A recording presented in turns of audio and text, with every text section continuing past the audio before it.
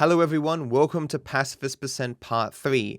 Quick disclaimer before we begin, this video contains pacifism of such levels that it may be lethal to small children or those with a heart condition. I'm not a doctor, how would I know? With that out of the way, first up in this episode we have to go help the local cosmologist, Tanya. I got a certificate in cosmology. What, you going into space now?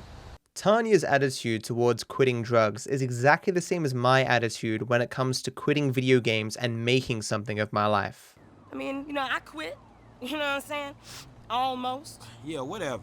This side mission, Pulling Favors, is the only side mission that is required to beat the game, so you'd assume that it would showcase the best of what side missions have to offer. Now, dear viewer, listen carefully because this quickly becomes complicated. First, you go to a place. Then, you go pick up a thing. Then, you bring that thing back to the place. I'll see you on the block. Anything you need.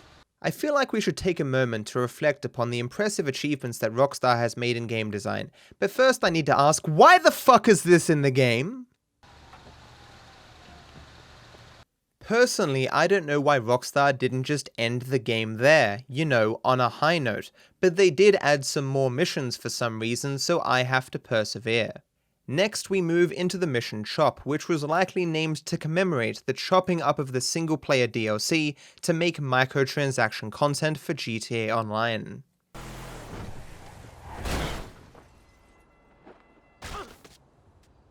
Shit, that hurt.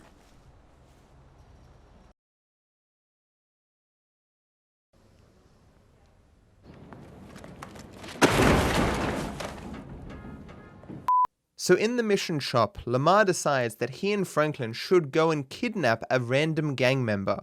Rather than planning something out, perhaps using the element of surprise, they just wing it and go ask him if he wants to be kidnapped, and he rudely says no.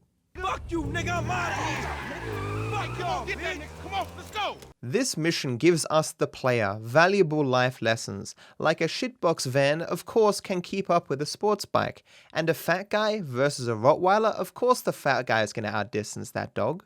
Hey, stop and save yourself a tetanus shot, dog. So yeah, obviously all of this is quite silly, but look how action-packed this scene is. I could lose him at any moment. Oh no, he is getting away. Damn, foiled by the power of cutscenes once again. In the speedrun of this game, you are forced to kill this dog so that it doesn't cost you time by distracting Chop. But thankfully this is Pacifist Percent, so I can let the doggo live. I can't open the correct door until Chop gets there, so there's nothing to do but wait.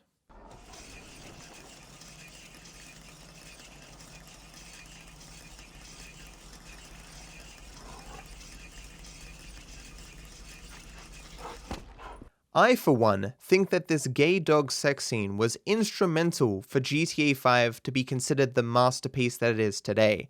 I just can't see how it would have been rated as highly as it was upon release if it wasn't for this particular scene. So we finally kidnap the guy, but unfortunately Lamar uses his phone. What the fuck you done? You just gave them our location. But hey, here's a thought. If you've given away your current location, why not then just move to a different location? Fuck y'all! I'll be seeing y'all soon! And so this weirdly ends the mission, where I had to kill no one, so Chop gets a perfect rating of gay dog sex out of 10. The next mission is Complications, which involves a bunch of difficulties arising that prevent us from doing what we want to do. If only there was a name for that. That boy, I am his mentor. I am so proud of you. Simeon asks us to go repossess a vehicle from Jizzle, who is late on his payments, mentioning that we might have to break into the house to get the vehicle. It's so good to see you, my boy. As I'm not a moron, I wait until nighttime to break into the house, because clearly everyone will be asleep and I'll have the least trouble. Much to my dismay, it appears as though this gardener is very committed to his job, as he's blowing away leaves at midnight. Trying to knife attack me? Oh come on now, Rockstar, I could buy someone gardening after midnight, but playing video games that late? Unheard of. Unfortunately, in the process of repossessing the vehicle, we startle Michael into existence. That's a 9mm semi-automatic pushed against your skull. Michael not only forces us to drive to Simeon's dealership, but he also forces us to go through the fucking window. Shitty situations, dog!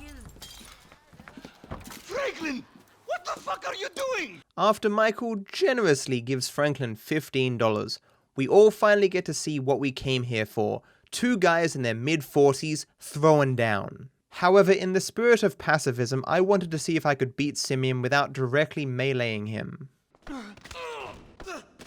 I spit on punks like you.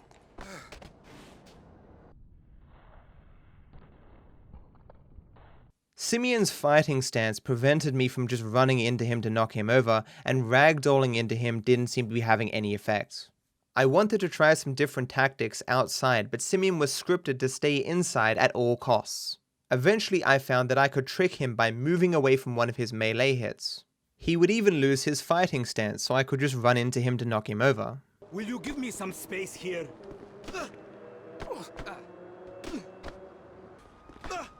Look where you're going.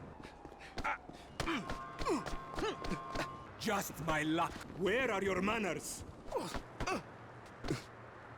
I couldn't get in any vehicles, I couldn't get any pedestrians to help, the ammunition was closed, and pushing things into Simeon didn't seem to have any effect. Tell me I'm dreaming.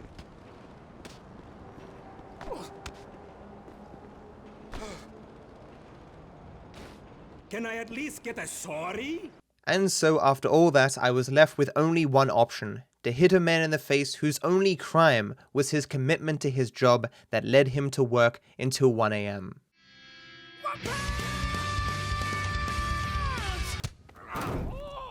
You fucking racist! Don't make me have to come back here.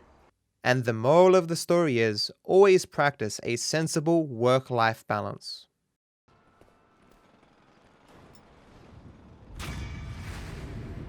Another mission down, nobody died, so we are really living out this pacifist dream. We now move into the next mission, Father-Son, where Franklin is quite aggrieved that he has now lost his job and all he has to show for it is $15 fucking. Man, I come by for that drink you offered, that's all. I wasn't really serious about that. What? Holy shit, this might be the cheapest motherfucker on the planet. Shit, I just came by to see if there's something I can help you with. Hold on, Franklin, what are you offering here? Look man, there's other ways to make money. Just talk to Tanya. Wait, don't talk to Tanya. I see you doing well for yourself. I tell you what, there's a little bar I like. It's not too far from here. Let's go. All right, man, I'm following you. Whatever it was that Franklin and Michael were going to do, it is interrupted by Jizzle, who calls and says that he's in trouble. Jizzle is hiding out in the back of a boat. While he was trying to sell it, it was stolen by the very same people he was selling it to. There it is! That's my boat! Rather than doing I don't know literally anything else, Franklin decides to jump on the back of a boat from a moving vehicle. Whoa, crap! Franklin easily throws off the first enemy. Hey, stop throwing assholes at me! The second enemy, on the other hand, is a bit more of a problem. Shoot this motherfucker in the face already!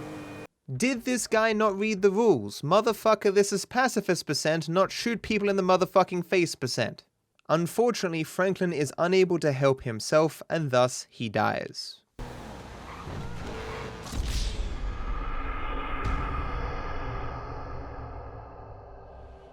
All my attempts to knock off this enemy by hitting the boat or stopping the boat were completely futile.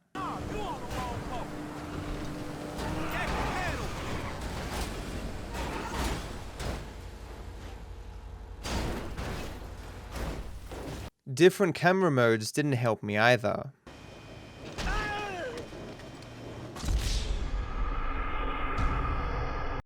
Just out of curiosity, I drove in cinematic mode just close enough to the boat to not mission fail, but not close enough to progress from the first enemy. All I achieved was a goofy, never-ending struggle. It's only a game. Why you have to be mad? Alas, left with no other alternative, I had to kill the second enemy myself, and I couldn't even melee him, so I had to shoot him with my pistol. Thankfully, after picking up Jimmy, the remaining 2 enemies fall off all on their own. Dad! Don't dad me, you little shit! We get Franklin off the boat gets away, and we end up back at Michael's. Jimmy, ain't it? Or James? Jimmy. Or just like... Jizzle? And so ends Father-Son. Unfortunately, we did have to shoot 1 guy, thus our running total is 2 melee and 2 shots. And with that, the episode is unfortunately over. Thanks for watching, I hope you're still enjoying it. As usual, I will continue to justify dedicating the time to make this series as long as you guys seem to suggest that you like it.